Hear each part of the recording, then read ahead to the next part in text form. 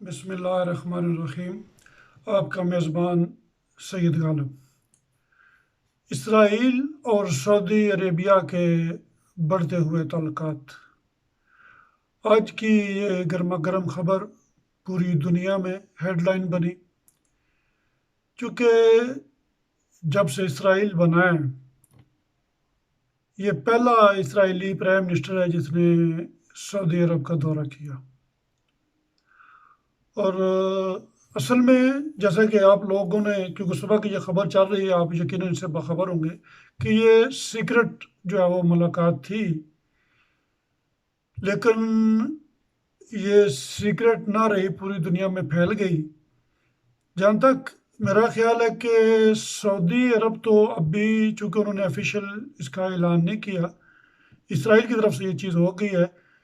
سعودی تو اس کو سیکرٹ ہی رکھنا چاہتے تھے، لیکن اسرائیل جو ہے وہ اس کو سیکرٹ کبھی بھی نہیں رکھنا چاہتا تھا، نہ ہی ان کے یہ چیز حق میں تھی۔ وہ اس خبر کو پھیلانا چاہتے تھے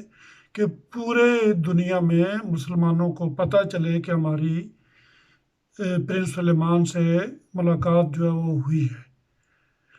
اور سعودی عرب جو ہے وہ اس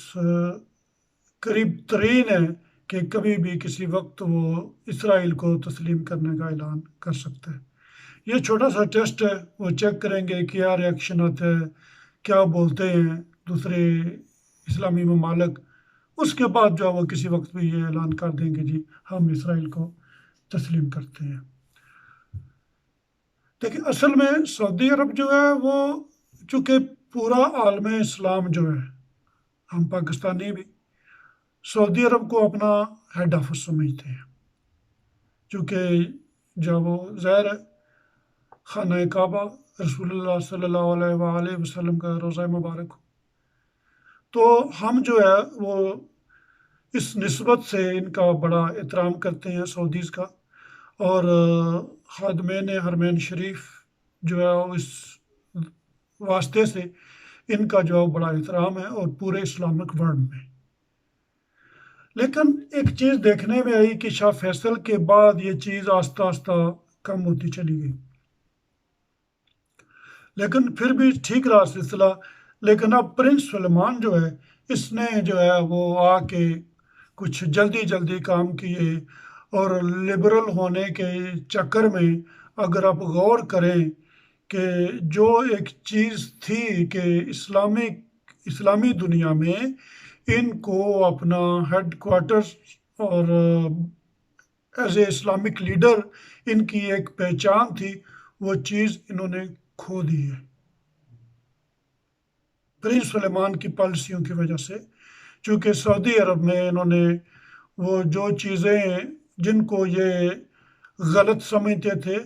اور اسلامی قانون ان کے ملک میں، حالانکہ میرا ذاتی جو خیال ہے وہ سارے اسلامی نہیں، ان میں بہت زیادہ سعودی قانون تھے، لیکن بہرحال وہ اسلامی قانون کا نام ہی تھا، تو بہرحال ٹھیک ہے، ہو سکتا ہے میری سوچ غلط ہو، تو وہ اسلامی قانون تھے۔ اور سعودی عرب میں سینما گھر، یہ دوسرے کسینو وغیرہ اس طرح کی چیزیں نہیں تھیں، تو اب پرنس سلیمان نے وہ ساری کی اور عجیب طریقے سے ان کی شروعات کی۔ تو یہ چیزیں کرنے سے جو اسلامی ملک تھے ان کے ذہن میں جو ان کا عزت اور احترام تھا، یقیناً اس میں بڑا فرق پڑا۔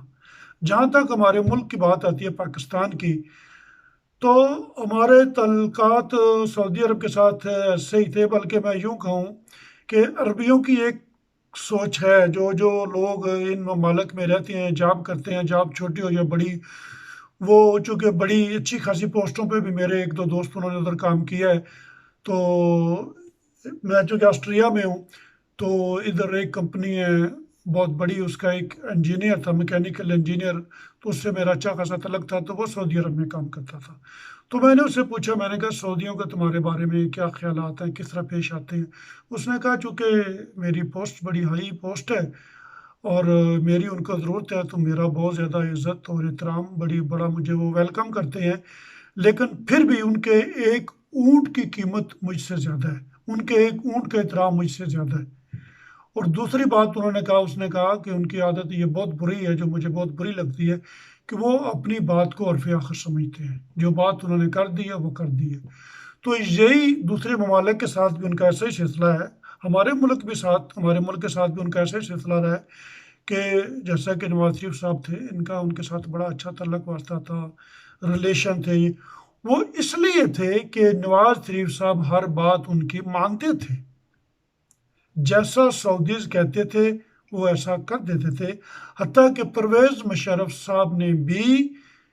سعودیز کے کہنے پر نواز شریف صاحب کو سعودی عرب میں بھیج دیا، وہ بھی ڈکٹیٹر تھے لیکن ان کے آگے نہیں بولے، خاموش رہے۔ تو یہی سلسلہ پاکستان میں تھا۔ ہاں، جب یمن حملے کے لیے انہوں نے فوج کی ڈیمانڈ کی تو اس سے ان کو انکار پاکستان کی طرف سے سننا پڑا،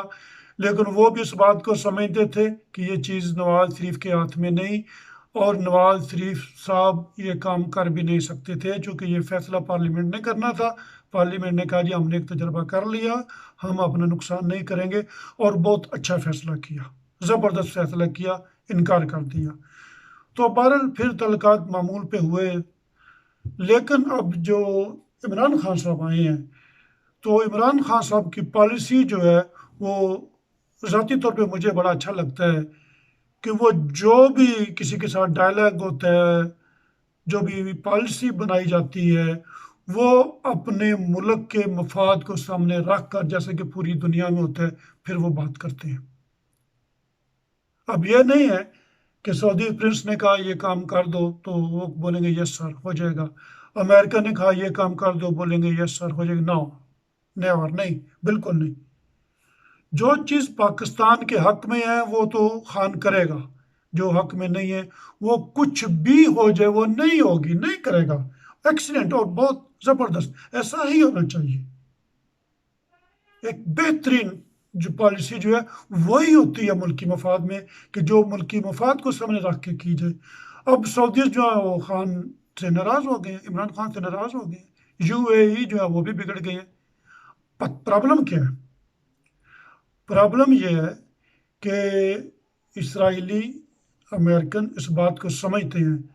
کہ سعودی عرب یا عربی ملک سارے اگر اسرائیل کو تسلیم کر بھی لیں تو اتنی بڑی بات نہیں جب تک پاکستان اسرائیل کو تسلیم نہ کرے۔ اکیلا پاکستان اسرائیل کو تسلیم کر لے تو اسرائیلی خوش ہیں کہ اب دوسرے ملک آرام سے سارے اسلامک بلاک جو ہے وہ اسرائیل کو تسلیم کر لے گا،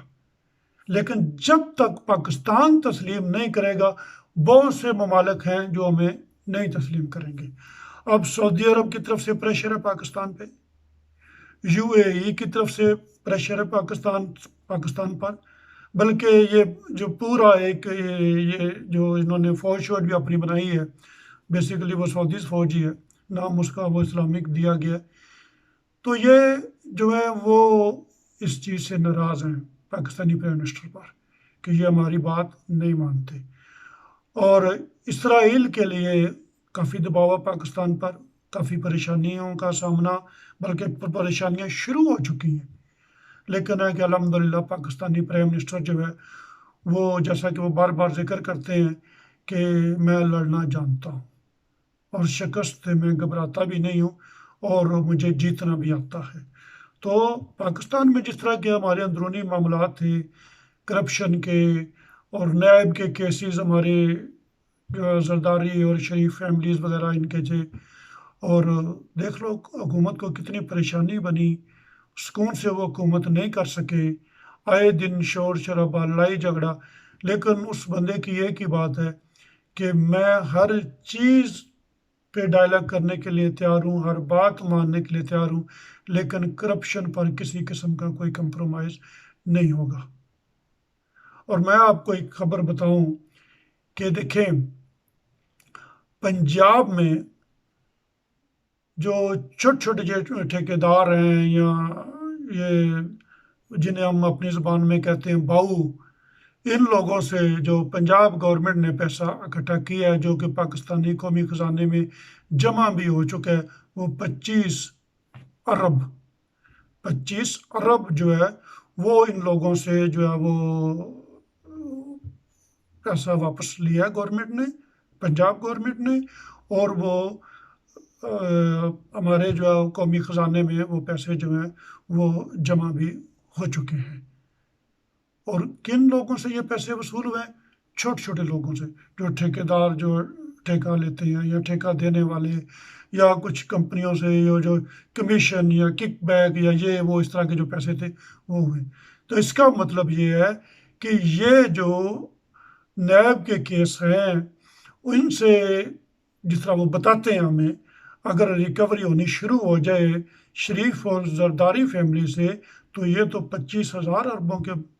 लगभग जो पैसे वापस आएंगे। मुझे अंदाज़ा नहीं, एक वैसे मैं बात कर रहा हूँ कि ये तो हज़ारों अरबों की तादाद में पैसे वापस आएंगे, और पाकिस्तान के वाकई ये जो परेशानियाँ, ये मामलात हैं, ये सारे ठीक हो जाएंगे, चूँकि इन लोगों ने मुल्क को लूट लिया और सारा पैसा उठा के बाहर ले गए हैं। और जो है वो कोई भी बात होती है जी, वो सियासी जी हम पे केस बने, भाई केस आप दोनों ने एक दूसरे पे बनाए थे, इस गवर्नमेंट ने तो आप बनाया को नहीं कोई भी। तो बहरहाल मामला हो रहा था इसराइल तस्लीम करने का।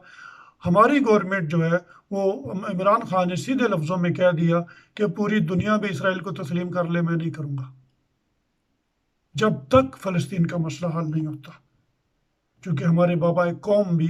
यही कह के गए हैं। और एज ए मुस्लिम हमारा हक भी यही बनता है कि हमारे भाई हैं, उनको हम बेयार व मददगार नहीं छोड़ सकते। आज हम सब इस्लामी ममालिक जो हैं इसराइल को तस्लीम कर लेंगे, कल तो उनको वो ताकतवर लोग हैं, वो उनसे और छीन छान के उनको एक कोने में लगा के बैठा देंगे फ़लस्तीनियों को। तो इसलिए सऊदी अरब को भी सोचना चाहिए, इस बात का ख्याल करना चाहिए, और पाकिस्तानी कौम को जो है वो मेरी तरफ से ये मैसेज है कि ये वक्त है कि इस वक्त हमें इमरान खान का साथ देना चाहिए। पार्टियों को छोड़ो, मुल्क को पकड़ो, पार्टी से नहीं मुल्क से प्यार करो। और ये वाकई हुकूमत फैसलाबाद की इंडस्ट्री की तरफ देख लो, ये बंदा काम कर रहा है, और इंशाल्लाह 5 साल के बाद रिज़ल्ट आपके सामने आएगा, मुल्क हमारा बहुत आगे निकल चुका होगा, और इंशाल्लाह अगले 5 साल भी प्राइम मिनिस्टर इमरान खान ही बनेगा। और 10 साल मुतवातर जब ये गवर्नमेंट आएगी, उसके बाद आप देखना पाकिस्तान की तकदीर बदल जाएगी। फ़र्क किया करो कि कौन सच बोलता है, कौन झूठ बोलता है, झूठ बोलने वालों से दूर हो जाओ। इसके साथ ही आज का ब्लॉग ख़त्म करते हैं। मैं उम्मीद करता हूँ आप मुझे सब्सक्राइब भी करेंगे और कमेंट्स भी करेंगे और इस वीडियो को शेयर भी करेंगे। खुदा हाफिज़।